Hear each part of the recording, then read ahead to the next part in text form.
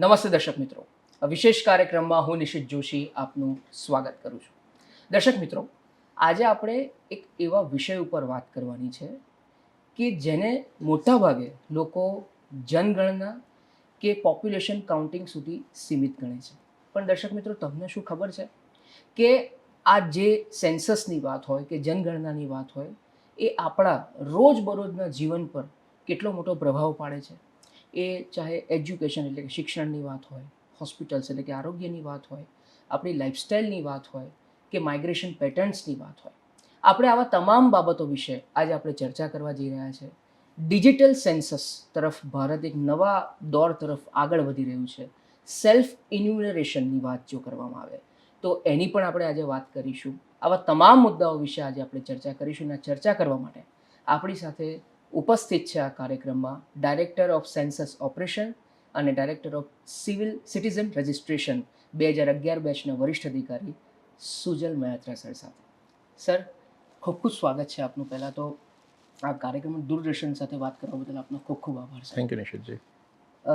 Sir, પહેલો પ્રશ્ન એવો થાય કે જેમ મેં ઇન્ટ્રોડક્શનમાં કીધું કે લોકો એને માત્ર એક પોપ્યુલેશન કાઉન્ટિંગ અથવા તો સેન્સસ સુધી અને આંકડાના સંગ્રહ સુધી જ એને સીમિત માને છે.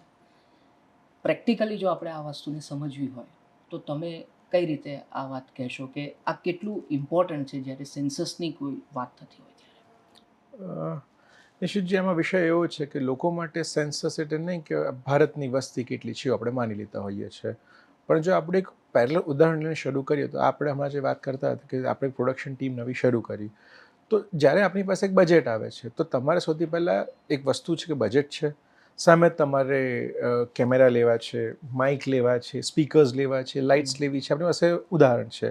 તો જ્યારે તમારી પાસે આ મુદ્દા, તમે સૌથી પહેલાં શું તપાસ કરશો કે ભાઈ માણસો કેટલા છે. આના આધારે તમારે કઈ વસ્તુ ક્યાં ફાળવવી એ તમને ખબર પડે. તો that is the very basis of the census કે ભાઈ તમારી પાસે જે સંસાધનો છે ભારત સરકારને લગતા, એ કયા માણસોની સરખામણીમાં કેટલા આપવા. જ્યારે તમને ખબર છે કે ભાઈ 20 માણસો છે, સામે આટલા કેમેરા આપી શકાય અને આટલા આપી શકાય, તો એનું બાયફર્કેશન કે લોકોને કેમેરા કેટલા આપવા, કેટલા માઇક આપવા, એના માટે જરૂરી પડે છે. એટલે જો આમ જોયું કે ભારત દેશનું અત્યારે જે સેન્સસ થાય છે, એક સ્ક્રીનશોટ છે કે હાલમાં આપણા દેશની સ્થિતિ આ છે. આવતા 10 વર્ષમાં આપણે આગળ જવું હોય તો કેવા પ્રકારની યોજનાઓ લાવવી, કેવા નિયમો બનાવવા, જૂની જે યોજનાઓ છે એમાં કેટલા સફળ થયા છીએ અને વધારે સુધારા શું કરે જેના કારણે પૂરેપૂરો કવર થઈ શકે. જો આપણે ઓલ ઇન્ક્લુઝિવ ગ્રોથ કહીએ છીએ એના માટે વધારે શું ફેરફાર કરવા, એના નીતિ નિર્ધારણ માટે સેન્સસ ઇઝ વેરી ઇમ્પોર્ટન્ટ. બરાબર છે. તમે બહુ સરસ વાત કરી અને તમે જેમ કે પ્રોડક્શનનું જ ઉદાહરણ આપ્યું. હવે જેમ કે મેં રોજબરોજના લાઇફસ્ટાઈલની વાત કરી, હવે જેમ કે આરોગ્યલક્ષી વાત હોય, શિક્ષણની વાત હોય, તો લોકોને એવું થતું હોય કે આમાં શું કામ મારે સેન્સસની જરૂર પડે કે જનગણનાની જરૂર પડે. મુદ્દો આપનો બિલકુલ સાચો. એમાં કેવું છે કે ફોર એક્ઝામ્પલ જેમ જેમ વસ્તી ગણતરી કરતા જઈએ આપણને ખબર પડે કે સરકારની નીતિ એવી છે કે અમુક લોકોની વસ્તીની ઉપર એક શાળા હોય, એક પ્રાથમિક શાળા હોય, આરોગ્યમાં અમુક વસ્તી ઉપર એક સબ સેન્ટર હોય, વસ્તી વધે એટલે PHC, CHC, જનરલ હોસ્પિટલ આવતું હોય છે. હવે જેમ જેમ તમારી વસ્તીના આંકડા દેખાય એના આધારે સરકાર નક્કી કરે કે ભાઈ અહીંયા આપણે શાળા સ્થાપવાની જરૂર છે, અહીંયા આટલા બાળકો હવે છે તો એક આંગણવાડીની જરૂરિયાત છે, અહીંયા હવે એક CHC નાખવાની જરૂર છે, ને હવે સંખ્યા વધી છે તો એક સબ સેન્ટરને બદલે એક જનરલ હોસ્પિટલ હોવું જોઈએ. સરકારને આના બધે ખબર પડે કે ભાઈ અહીંયા આટલા લોકો રહેતા હોય છે. ફોર એક્ઝામ્પલ આપણે જેમ જેમ વિસ્તાર કરતા જઈએ છીએ, આપણે જે નવી જગ્યા બનાવવાની જરૂર છે, તો તમારા રસ્તા, પરિવહન, ઇન્ફ્રાસ્ટ્રક્ચર કંઈ પણ વસ્તુ કરવા માટે સેન્સસ આંકડા શોધવા જરૂરી છે. બરાબર છે. હવે પ્રશ્ન એવો થાય કે કોઈ વિસ્તારમાં આપણને ખોટી માહિતી મળે છે અથવા તો પ્રોપર રીતે એની જનગણના થતી નથી. અમુક વખત એવું પણ થાય છે કે માહિતી ખોટી આપતા હોય છે અમુક વાર. તો આનો કેટલો દુષ્પ્રભાવ પડતો હોય છે? બીજો એક મુદ્દા આપણે તેનું એ મૂકીશ કે માહિતી સાચી આપવી તો બહુ જરૂરી જ છે. હવે સેન્સસનો એક બેઝ એ પણ છે કે તમારા સ્થાનિક સ્વરાજ્યની દરેક વસ્તુઓ, જેમ કે તમારા શહેરમાં રહેતા હોય તો વોર્ડ, ગામમાં હોય તો ગ્રામ પંચાયતની સીટો, તમારી વિધાનસભાની સીટો, તમારી લોકસભાની સીટો દેશને લગત જે છે તમારી વસ્તીના આધારે નક્કી થાય છે, એ તો બધા જ જાણે છે. હવે જો તમારો આંકડો આપેલો ખોટો હોય તો તમને યોગ્ય રિપ્રેઝન્ટેશન તો મળવાથી જ રહ્યું. જી એટલે એટલા આંકડા પર સૌથી ઇમ્પોર્ટન્ટ જ છે. બરાબર અને માહિતી તમે જો ખોટી આપી દો છો તો તમે એ સુવિધાથી વંચિત રહો છો. બરાબર છે. તમે માહિતી ખોટી આપો કે ભાઈ અમારી પાસે માણસો ઓછા છે, તો સરકાર સંસાધનો જે રિસોર્સિસ આપવા છે કે ભાઈ સરકારની પ્રાયોરિટી અમુક હોય કે ભાઈ આપણે અહીંયા સ્કૂલ આપીએ, અહીંયા આપીએ, એ લિમિટેડ છે. હવે એમાં તમારા જો આંકડા ખોટા હોય તો તમે પ્રાયોરિટીમાંથી પાછળ આવી જાઓ છો. એટલે આંકડા તો સાચા પણ જરૂરી છે કે તમને યોગ્ય સુવિધા સરકાર આપી શકે. બરાબર છે. આ વખતે એક બહુ નવું ઇનિશિયેટિવ જે મેં શરૂઆતમાં કીધું, એક નવા દોર તરફ આપણે આગળ વધી રહ્યા ડિજિટલ સેન્સસ અને સેલ્ફ ઇન્યુમરેશનની જે વાત છે, થોડીક વાત સર એની કરો કે ડિજિટલી જે ભારત આગળ વધી રહ્યું છે, આપણા ડિજિટલ ઇન્ડિયા જે પ્રધાનમંત્રીશ્રીનું જે વિઝન છે એને માટે, એમાં ડિજિટલ સેન્સસ કેટલું ઉપયોગી અને લાભદાયી નીવડશે. અને બીજી સાથે એક વાત પણ જોડી દઉં કે અમુક વખતે કદાચ આપણા ડિજિટલી લોકો સાઉન્ડ હશે પણ હજુ પણ ડિજિટલી માહિતી ફિલઅપ કરવામાં હજુ પણ કોઈક પ્રકારની મૂંઝવણ અનુભવતા હોય છે. તો એના વિશે આપ શું કહેશો? એનો કઈ રીતે ઉપાય હોઈ શકે? બિલકુલ. નિશિતભાઈ, આમાં વિષય એવો છે કે છેલ્લી આપણી જનગણના થઈ હતી 2011માં. ત્યારે આઈ થિંક દર્શક મિત્રો શું વધારે જાણતો નથી, પણ જેમણે જોઈ હશે એમને ધ્યાનમાં છે કે આપના ઘણે ગણતરીદારો આવ્યા હશે, એમના હાથમાં એક મોટું એવી શીટ હશે કે જેમાં આગળ પાછળ બંને સવાલો ભરેલા હશે. તમને સવાલ પૂછશે, પછી એના દરેક જવાબ કોડે લખેલા, પેલા વ્યક્તિ કોડ ભરતા હતા. એટલે એક ઘરમાં કમસે કમ તમારે અડધો કલાક, પોણો કલાક એમાં લાગતો હતો. એ માણસ એને ફેર કોપી કરે, પછી એને પોસ્ટ ઓફિસ મારફતે સેન્સસ ઓફિસમાં મોકલતા હતા. સેન્સસ ઓફિસમાં એનું પહેલાં પ્રી સ્કેનિંગ થાય કે ભાઈ માહિતી બધી ભરાઈ ગઈ છે, પૂરેપૂરું છે. પછી એના બારકોડ સ્કેનિંગ થતું હતું આખું, એના કારણે ડેટા એક મળતો હતો. એ ડેટા છેલ્લે કોમ્પ્યુટરમાં ફીડ થાય અને એ છેલ્લે ભારત સરકારના સર્વરમાં અપલોડ થાય. એટલે તમે સમજો કે આટલો પ્રોસેસ થયા પછી ઘણો સમય લીધો હતો. એટલે જ્યારે સેન્સસ પતે તો આપણે જુઓ કે મતલબ 4, 5, 6 મહિના થતા હતા પહેલાં પ્રાથમિક ડેટા આવવામાં. હવે આ વખતે મુદ્દો એવો છે કે ભાઈ પેન અને પેપરને તિલાંજલિ આપવામાં આવે. ડિજિટલ ગવર્નન્સ માટે જ્યારે મોદી સાહેબ પોતે આટલો ભાર મૂકે છે, તો આ વખતે એમાં પણ ડિજિટલ સેન્સસ લાવવામાં આવ્યો છે. કે આ વખતે ભારત સરકારની ફિલોસોફી એવી રહી છે કે ભાઈ તમે બ્રિંગ યોર ઓન ડિવાઇસ. સરકારે પોતે જ પોતાની એક એપ બનાવી છે. વસ્તી ગણતરીવાળા વ્યક્તિ, પ્રગણકો જ્યારે પણ ઘરે જાય તો એમને 33 પ્રશ્નો ઓનલાઈન મળે છે, જે એપમાં હોય છે. એપમાં એ માણસ પૂછતા જાય, ઓપ્શન ભરતા જાય, એટલે વસ્તુ ફટાફટ પૂરી થાય. એટલે તમે જે પેલો ડેટા કરતા હતા આખો ભરવાનો, એમાં ઘણી હદે મુક્તિ મળી જાય છે. બીજી વસ્તુ, જ્યારે એક પગલું આગળ વધ્યા કે ભાઈ સેલ્ફ ઇન્વેસ્ટમેન્ટ માટે સરકારે તો ઓપ્શન આપ્યો છે કે સેન્સસ સ્ટાર્ટ થાય એના 15 દિવસ પહેલાં તમે તમારી માહિતી પોતે ભરી શકો. જ્યારે તમે મુદ્દો કીધો કે ડિજિટલ વસ્તુઓ જ્યારે આવે છે તો લોકોને થોડી ઘણી ચિંતા રહેતી હોય છે.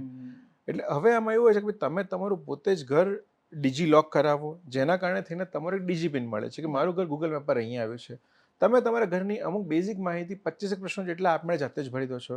તમે તમારી કન્સ્યુને ભરશો, એક સેલ્યુશન આઈડી મળશે, એ તમારે જ્યારે ગણતરી તમારા ઘરે આવે જૂન મહિનામાં ત્યારે તમારે આપવાનો છે. એટલે તમે તમારો ડેટા પોતાની અનુકૂળતા ભરો છો. જ્યારે સેલ્ફરેશનવાળા આઈડીને એન્યુમરેટરને આપો છો તો એનો પણ સમય બચે છે કે તમે આપો એટલે એટલા મેજોરિટી પ્રશ્નો કવર થઈ ગયા છે. પોતે ભરો છો એટલે ડેટામાં કંઈક ખોટું આવવાની કે ખોટું જોવાનું છે નહીં શક્યતા. અને ડિજિટલી ભરો છો ડેટા બહુ સેફ રહે છે. એટલે એક રીતે જોવા જાવ તો આનાથી એક તો સમય બચે, લોકોની સરળતા સુવિધા સચવાય છે, ભૂલો ઓછી આવે છે. અને ડિજિટલ ડેટા શું તમે એકવાર અહીંયા તમે સ્વગણના ભરો, એન્યુમરેટર જેવો એને એકવાર ડેટા સિંક કરે છે એટલે સ્કેનિંગ, આગળના જેટલા સ્ટેપ કીધા બધા ક્રોસ થઈ જાય, સીધા સર્વરમાં અપલોડ થાય. એટલે રોજ સાંજનો ડેટા રોજ સાંજે મળી જાય. એટલે જ્યારે સેન્સસ પતે તો વિધિન 2 મહિનામાં તો આપણને અપેક્ષા છે કે એના પ્રાથમિક ડેટા તો જાહેર થવા માંડશે. હવે સામે તમે જે કીધું એ પ્રશ્ન એટલો જ સાચો છે કે જેમ જેમ ડિજિટલ વસ્તુ આપણે લાવીએ છીએ તો જે સાયબર ફ્રોડ હોય ચિંતા રહેતા હોય છે. લોકો માટે એટલું જ છે કે તમારો ડેટા 100% સુરક્ષિત છે, ગોપનીય છે. જે જનગણના અધિનિયમ 1948 છે જેના અનુસાર આખી જનગણના થાય છે, એમાં પણ કલમ 15માં છે કે આપનું માહિતી સંપૂર્ણતયા ગોપનીય રાખવામાં આવે છે. આમાં ઘણા લોકો એવી મિસકમ્યુનિકેશન કરતા કે આમાં તમારી આવકની માહિતી પૂછશે, પછી તમારી પછી ઇન્કમ ટેક્સવાળા આવશે ના તે. આમાં આપ જોઈ શકશો જે ગેઝેટ આપણે નોટિફાઈ કરીએ એમાં ક્યાંય કોઈ માહિતી નહીં તમારી આવકની પૂછતું, નથી કોઈ તમારા બેંક એકાઉન્ટ પૂછતું, નથી ઓટીપી, નહીં પાન કાર્ડ, નહીં આધાર કાર્ડ. આ સૌથી સરળ એટલું છે કે આમાં કોઈ પ્રકારના ડોક્યુમેન્ટ અપલોડ કરવા નથી. સૌથી સિમ્પલ, એકદમ સાદું. એવું માનીએ છીએ કે તમે જે ડેટા મુજબ માહિતી આપો છો એ આપની સમજ સારામાં સારી, સાચી અને સંપૂર્ણ છે. બરાબર છે. એટલે તમે બહુ સરસ વાત કરી, કારણ કે અત્યારે સાયબર ફ્રોડના કિસ્સાઓ ઘણા વધી રહ્યા છે સર. એટલે દર્શકોને પણ એક સંદેશ જશે કે આ ડેટા એકદમ સિક્યોર છે, કારણ કે એનો લોકો ગેરલાભ ઉઠાવે એટલે આ એકદમ તમે જેમ કલમની વાત કરી એ પ્રમાણે તમારા ડેટાને કોઈ જગ્યાએ બીજે ઉપયોગ કરવામાં નહીં આવે. અચ્છા, તમે એક ભૂલની કે ઓછી ભૂલ થવાની પણ વાત કરી સર. એક પ્રશ્ન એવો થાય કે કદાચ સ્વાભાવિક છે કે પેલું કહે છે ને, ટુ એર ઇઝ હ્યુમન, માનવ માત્ર ભૂલને પાત્ર, અને ડિજિટલી કોઈ ભૂલ થઈ જાય ને એન્ટ્રી કરવામાં ચૂક થઈ જાય. હવે એ કેસમાં કઈ રીતે રેક્ટિફાઈ કરી શકે કોઈ બી વસ્તુ? આમાં નિશિતભાઈ બે સ્ટેપ રહ્યા. સૌથી પહેલો મુદ્દો તે છે કે જ્યારે 100 ગણના આપણે ભરતા હોઈએ છીએ તો લોકો પોતાને તે માહિતી ભરતા હોય છે. હવે ઘણી વાર થાય કે સરકારી આપણે ફોર્મ આપ્યું છે તો લોકોને થોડુંક સમજણ પડે ન પડે, એટલે ઓનલાઈન આપણે હંમેશા એક ટૂલ ટીપ આપે છે કે દરેક ક્વેશ્ચનની બાજુ આઈ કરીને નિશાન આપ્યું છે. જ્યારે પ્રશ્નમાં સમજણ ન પડે તમે તમારું માઉસ એની ઉપર લઈ જાઓ, તેમાં પૂરેપૂરા સ્પષ્ટતા આપેલી છે. ઉદાહરણ તરીકે ભાઈ એમાં કહ્યું કે તમારા ઘરમાં કેટલા રૂમ છે, તો તમે જ્યારે આઈ પર લઈને જશો ત્યારે કહે છે કે ભાઈ તમારા ઘરમાં જે ડ્રોઈંગ રૂમ છે, બેડરૂમ છે એ રૂમ ગણાય, સર્વન્ટ રૂમ એ રૂમ ગણાશે, રસોડું, વરંડા, ટોયલેટ, સ્ટોર રૂમ એ રૂમ નથી ગણાતા. એટલે તમને પૂરેપૂરી માહિતી સાચી ભરાય. એટલે એક વિષય એવો થયો. બીજો એવું થાય કે એને સપોઝ આપણે કહેતા છીએ કે એને ડેટા ભરતા ગયા, છેલ્લે એને લાગ્યું ભૂલ થઈ છે, તો જ્યારે સબમિશન ચાલતું હોય છે ત્યારે ફાઇનલ સબમિશન પહેલાં તો તમે જેટલી વાર ઈચ્છો 31 તારીખ સુધી ત્યાં સુધી સુધારો કરી શકો. સેવ ડ્રાફ્ટ કરો, ખબર નથી, સુધારો કરો, કરતા જાઓ. છતાંય ન કરનારાને એકવાર એવું થયું કે તમે ફાઇનલ સબમિશન કર્યું ને એમાંય કોઈ ભૂલ આવી છે, તો પછી એના અંતિમ રસ્તા જ્યારે 1 થી 30 જૂનમાં પ્રગણક તમારા ઘરે આવે, તમારે સબમિશન આઈડી આપો અને કહો કે ભાઈ આમાં આટલો સુધારો કરવાનો છે. જ્યાં સુધી સેલ્ફ ઇન્વર્ટરવાળા માણસો ઉપર સબમિટ નથી કરતા ત્યાં સુધી ડેટા ફાઇનલ થવાનો નથી. એટલે આપણી પાસે ઓપ્શન તો ઘણા છે એવી રીતે. જી, તમે સેલ્ફ એન્યુમરેશનની વાત કરી. હવે એન્યુમરેટર જ્યારે આપના ઘરે આવે, કોઈ પણ વ્યક્તિના ઘરે, સ્વાભાવિક છે કે હ્યુમન બિહેવિયર હોય, કારણ કે અત્યારે જે પ્રકારનો માહોલ સમાજમાં છે અને લોકોમાં છે કે અમુક કિસ્સાઓ વધી રહ્યા છે, તો સ્વાભાવિક છે કે 3 વસ્તુ થાય ને, કાં તો એને ટ્રસ્ટ ઇસ્યુ થાય, કાં તો એને હેઝિટેશન થાય, કાં તો ક્યુરિયોસિટી થાય. આપની દ્રષ્ટિએ જ્યારે પણ કોઈ એન્યુમરેટર આવે તો એને કઈ રીતે ચકાસવો જોઈએ? તમારો મુદ્દો એટલો સાચો કે ભાઈ જેમ જેમ સાયબર ફ્રોડના મુદ્દા વધે છે, હાલમાં વસ્તીના તો એકદમ પીક ઉપર હોય, એટલે ઘણા બધા લોકો ખોટી આઈડેન્ટિટી લઈને પહોંચી જતા છે, ખોટી માહિતી લેતા હોય છે. આના માટે આપણે સરકાર તરફથી એવું કર્યું જેટલા પણ એન્યુમરેટર છે ને બધાનો ડેટા એન્ટ્રી કરાવી છે. હવે તમારા ઘરે કોઈ પણ એન્યુમરેટર આવે છે કે હું વસ્તી ગણતરીમાંથી આવ્યો છું, એની પાસે તમે તમારી વેરિફિકેશન માટે 2 વસ્તુ માંગી શકો. એક તો ઓથેન્ટિકેશન લેટર હશે, એનું આઈડી કાર્ડ હશે. હવે તમને એમ થાય કે આઈડી કાર્ડ તો બની છે, એમાં કોઈ સવાલ નથી. આમાં વધારે મુદ્દો ભાઈ આઈડી કાર્ડની જમણી બાજુ અથવા ડાબી બાજુ વ્યવસ્થિત QR કોડ આપેલો હોય છે. તમે સ્કેન કરો, જે વ્યક્તિનું આઈડી કાર્ડ નામ હશે એ જ નામનું આધાર કાર્ડ, આધાર નંબર, મોબાઈલ નંબર, એ વ્યક્તિનું નામ અને એનું જે બ્લોક છે એનું સાથેની માહિતી તમને સીધું સેન્સસની સાઇટ ઉપર જોવા મળશે. એટલે એ વસ્તુ ડુપ્લિકેટ કરવી પોસિબલ નથી. એટલે આ લોકોના ભરોસા માટે કે તમને જ્યારે પણ શંકા છે તમે સીધું QR કોડ સ્કેન કરાવી શકો છો. બરાબર છે. તમે બહુ સરળ વાત કરી સર, અને લોકોને એકદમ પ્રેક્ટિકલ રીતે વાત કરી કે જે લોકોના પ્રશ્ન, જે લોકોના માઇન્ડમાં જે મૂંઝવણ છે એનાથી ઘણી ખરી દૂર થશે દૂરદર્શનના માધ્યમથી. આ એક પ્રયાસ છે. બીજો સર પ્રશ્ન એવો થાય કે જેમ કે અત્યારે રેન્ટેડ સોસાયટીઝ વધી ગઈ, ગેટેડ સોસાયટીઝ વધી ગઈ, ફ્લેટ્સ લોકો ભાડે આપતા થાય છે, તો લોકો સુધી શું પહોંચવું થોડું અઘરું બન્યું છે અત્યારના સમયમાં આપની દ્રષ્ટિએ? આમ કહી શકાય કે આપણે કહ્યું ને કે સૌથી મોટી ચેલેન્જ હોય તો આટલા લોકોને આટલા સમયમાં કવર કરવા નહીં, પણ ટ્રસ્ટ ઇસ્યુ એટલા જ તકલીફ પડે છે કે લોકો સુધી પહોંચવામાં મીડિયા હવે અલગ વિભાગ આવી રહ્યો છે. લોકોને માહિતીમાં એટલો ભરોસો રહેતો નથી કે તમારા પોઝિટિવ અને નેગેટિવ વસ્તુ ઘણી ઊભી હોય છે. એટલે પ્રશ્ન થોડા તો રહે જ છે, પણ એવું લાગે છે કે લોકોને વ્યવસ્થિત ટ્રેનિંગ કરવામાં આવે અને સોશિયલ મીડિયામાં સપોઝ દૂરદર્શન પોતે છે, આપનું પોડકાસ્ટ, એનાથી જેટલા લોકો માહિતગાર થાય એટલો ટ્રસ્ટ બેરિયર જે આપણે ગણીએ છીએ ઘટશે. બરાબર છે. લોકોને જેટલી માહિતી મળે છે એવું નથી કે લોકો ડરે છે, પણ લોકોને માહિતી નથી હોતી, એના કારણે વસ્તુ અટકતી હોય છે. Awareness is the issue. તો આપણે અવેરનેસ માટે પણ ઘણા બધા પ્રયત્નો કરીએ છીએ આપણે મીડિયાના માધ્યમથી. સર, બીજો પ્રશ્ન એ થાય કે લોકો ટેમ્પરરી અકોમોડેશનમાં હોય અથવા તો જોબ માઇગ્રેશનમાં હોય, હવે એ લોકો કઈ રીતે પોતાનો ડેટા કે આપી શકે? બિલકુલ. આમાં નિશ્ચિત એવું છે કે આપણે એકવાર 33 પ્રશ્નો ગેઝેટ નોટિફિકેશન છે એ પણ આપણે એકવાર બતાવીશ. આમાં જે પ્રશ્નો છે 25 પ્રશ્નો છે, એમાં એક સવાલ એવો છે કે તમારા ઘરની માલિકીનો પ્રકાર. આમાં ઓપ્શન એવો છે કે ભાઈ હા મારી માલિકીનું મકાન છે, અથવા તો મારી માલિકીનું મકાન નથી, અથવા તો હું ભાડે રહું છું, મારું મકાન બીજે છે. તો લોકો પોતાના એ દિવસે જ્યારે ભરાતું હોય ત્યારે વ્યક્તિ ક્યાં છે એના આધારે ભરવાનું રહે છે. બરાબર છે. ઓકે. બીજો એક પ્રશ્ન એવો થાય સર કે જે લોકો રિમોટ એરિયાઝમાં રહે છે કે ડિફિકલ્ટ ટેરેનમાં રહે છે, હવે ત્યાં સુધી પહોંચવું કેટલું ચેલેન્જિંગ અને ડિફિકલ્ટ હોય છે ને એમાં કેવા પ્રકારે તૈયારીઓ હાથ ધરવામાં આવતી હોય છે? આમાં ખાસ મુદ્દો એ છે કે આપણા જે અંતરાળ વિસ્તારો આપણે કહીએ છીએ કે છેવાડાના વિસ્તારો કહીએ છીએ એના માટે એક ખાસ પ્રશ્ન નડતો હોય છે, જેમ કે ટ્રાઇબલ એરિયા થઈ ગયો, જંગલની અંદરના એરિયા છે. તો આના માટે આપણે 4 ઓફિસરોને ખાસ રાખે છે કે જે મામલતદારશ્રીઓ છે જે તે તાલુકાના, એ હોદ્દાના 4 ઓફિસર છે. એમને એમના ટેરેન ખબર છે, એટલે જે તે જગ્યાએ ઇન્યુમરેટર્સ જવાના હોય તો એને ખાસ સુવિધાઓ આપવી, સુરક્ષા આપવી, એને જે કંઈ પણ કરી શકો તો આપણે કરવું. ફોર એક્ઝામ્પલ, લોકોની ડ્યુટી શક્ય હોય એટલી નજીક રાખવી, એકલા જવા દેવા નહીં. જો સુવિધાની જરૂર હોય તો પોલીસ જરૂર પડે એમને એ સુવિધા આપે. મતલબ વસ્તી ગણતરી એક સાદું કામ ન ગણતા એક દેશ પ્રત્યેની ફરજ છે અને એક દેશનું કામ છે એવું ગણીને આપણે જોઈએ તો it is as good as election going on. તો પછી આપણે એની રીતે જ કે જેટલું સુવિધાને આપો એટલું જ કામ સારું થાય છે. બહુ સાચી વાત કરી સર. એક બીજો પ્રશ્ન એવો થાય કે જે લોકોએ ભારતની નાગરિકતા માટે એપ્લાય કર્યું હોય તો એ લોકો આ જનગણનામાં કઈ રીતે પાર્ટિસિપેટ કરી શકે? આમાં એવું છે કે અત્યારે તમે ભારતની ભૂમિ ઉપર છો એ લોકો માટે જ આ વસ્તુ લિમિટેડ છે. જો તમે અપ્લાય કર્યું હોય તો એને નાગરિકતા કંઈ લાગતું વળગતું નથી. તમે ભારતની ભૂમિ પર હાલમાં હયાત છો તો તમે એના માટે જનગણનામાં ભાગીદારી કરી શકો. આપ સેલ્યુશન આઈડી ભરીને કરી શકો છો. મેં અગાઉ પણ કહ્યું કે આમાં તમારું કોઈ પાન કાર્ડ, આધાર કાર્ડ કશું માંગતા નથી. તમે તમારી માહિતી આપી શકો છો પૂરેપૂરી રીતે. બરાબર છે. હવે સર, સેન્સસ જેમ આપણે કહીએ છીએ કે મેં અગાઉ પણ કીધું, એક નંબર નથી, આંકડાનો સંગ્રહ નથી, પણ એક લાઇફસ્ટાઇલ પેટર્ન પણ ડિસાઇડ કરતી હોય છે.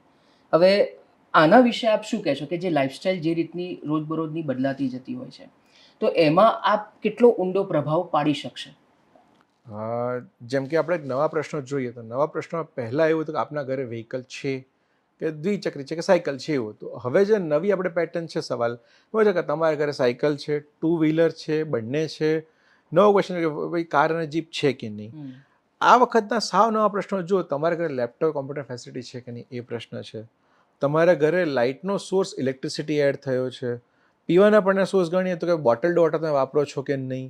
એટલે આમાં તમારો આર્થિક વ્યવસાય કેવો છે. એટલે ના કે આપણે જેમ દર 10 વર્ષના આંકડા જોઈએ, સૌથી બેઝિક વસ્તુ કે તમારે જે ગ્રોથ ડોમેસ્ટિક પ્રોડક્ટ ગણાય છે એ તમારી વસ્તીના આધારે ગણાય છે. જેમ જેમ આંકડા બદલાય તમારી જીડીપી, લાઇફસ્ટાઇલ બધું જ બદલાવાનું શરૂ થાય.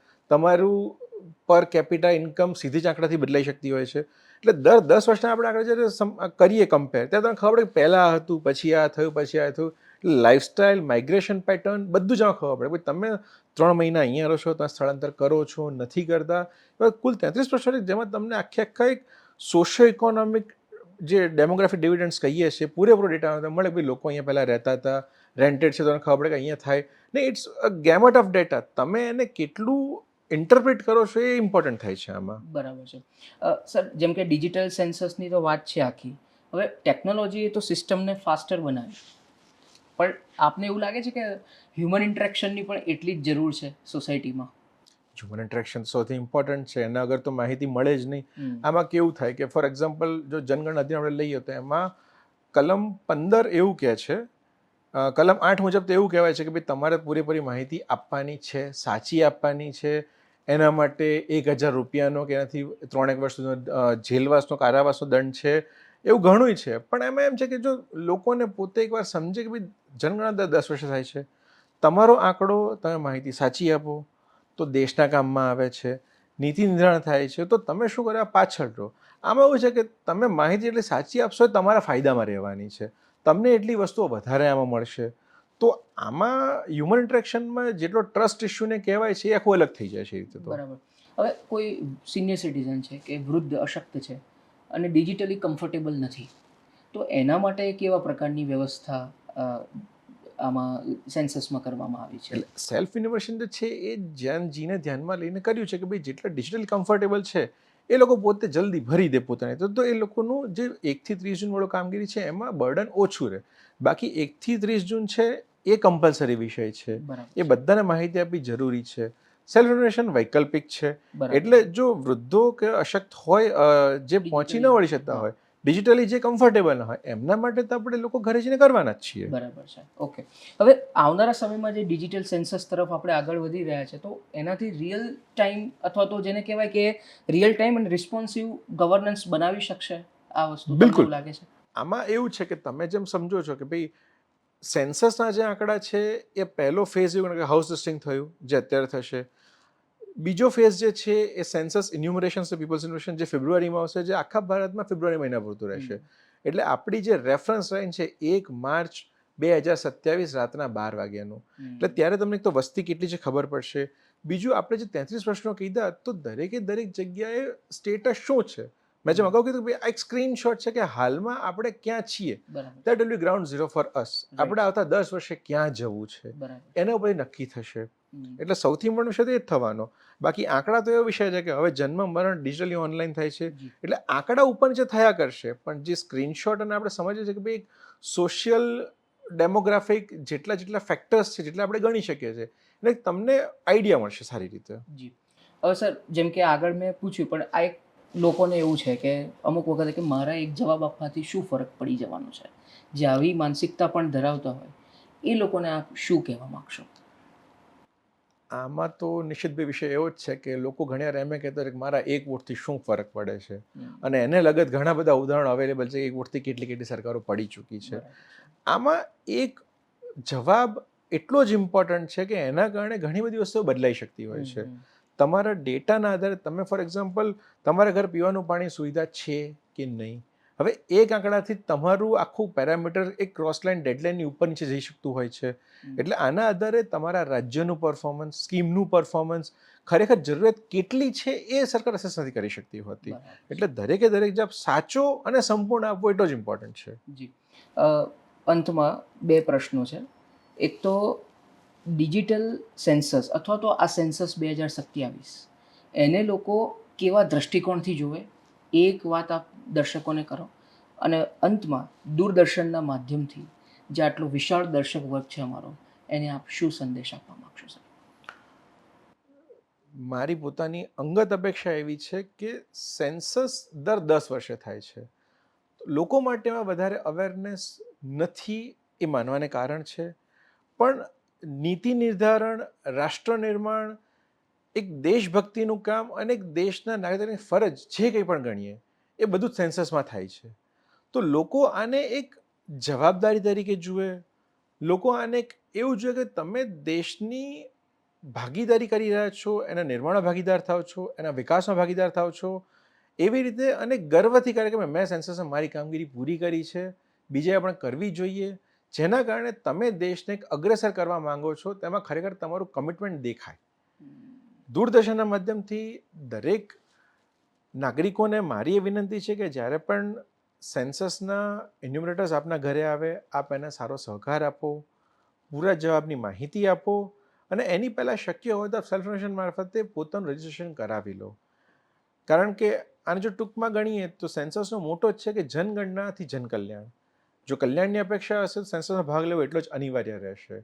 અને છેલ્લે લોકો એવું જ કહે છે કે આપણી જનગણના એ જ આપણું કલ્યાણ છે, એ જ આપણી પ્રગતિ છે અને એ જ આપણો વિકાસ છે. સર, આપે દૂરદર્શનને આટલો સમય ફાળવ્યો પોતાની વ્યસ્તતામાંથી, અને આટલી રસપ્રદ માહિતી અને ખૂબ જ ઇન્ફોર્મેટિવ બાબતો કહી એ બદલ આપનો ખૂબ ખૂબ આભાર સર. Thank you.